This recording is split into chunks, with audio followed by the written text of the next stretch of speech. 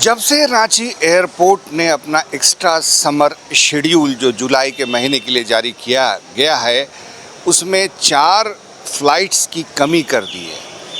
इसका असर अलग अलग डेस्टिनेशन के विमान किराए पर पड़ता हुआ दिखाई दे रहा है। 20 से 30% किराया बढ़ गया है, महंगा हो गया है।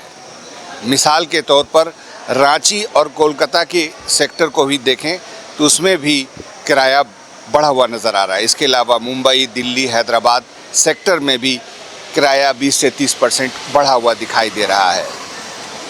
तमाम जो फ़्लाइट ऑपरेट कर रही हैं 24-25 की संख्या में, उसमें 100% ऑक्यूपेंसी चल रही है। एक्सपर्ट्स से बात करने पर यह पता चलता है कि ऐसा बरसात में होता ही है।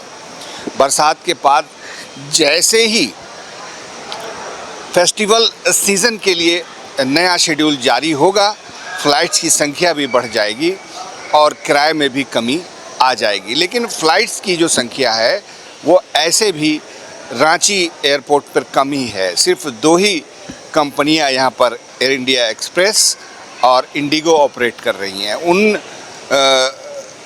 2 विमान कंपनियों ने भी 4 की संख्या में अपने विमान की संख्या को कम कर दिया है। इसके अलावा जो फ्रीक्वेंसी है उसमें भी कमी ला दी है। एक तरफ तो ये महंगे ईंधन का सवाल है। कंपनियां चाहती हैं कि किसी तरह से हमेशा नुकसान से बचें, फ़ायदे में भले ही ना रहे। वैसे विमान कंपनियां फ़ायदे में मुश्किल से ही रहती हैं। आपने देखा कि कई बड़ी बड़ी विमान कंपनियां बंद हो गईं, जिसमें हाल ही में बंद हुई इंडिगो शामिल है। अभी जो कंपनियां नई नई आ रही हैं उनको भी कड़ी चुनौतियों का सामना करना पड़ रहा है।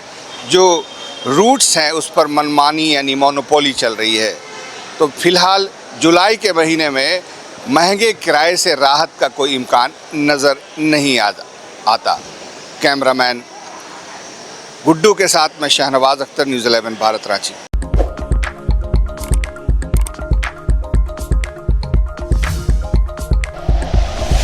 Like and share videos, subscribe करें हमारा चैनल और प्रेस करें बेल आइकॉन। न्यूज़ 11 भारत, सच है तो दिखेगा।